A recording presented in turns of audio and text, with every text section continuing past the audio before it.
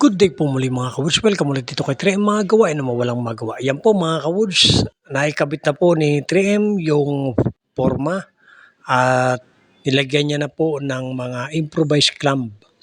Yan po, yung kanya pong ginamit dyan na improvised clamp, instead na ipako po, kada bubuin po yung forma, naging kaugalian po, talian ng alambre, ipako. Pero dito po sa ginawa ni 3M ay inipit niya po gamit ay full thread.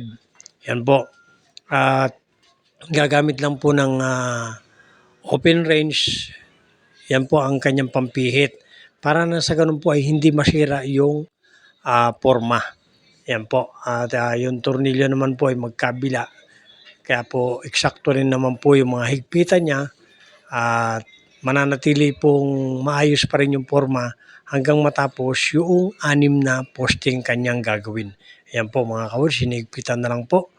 At ng kaunting oras na lang ay kanya na itong bubuhusan ng halo. Yan po mga ka-woods.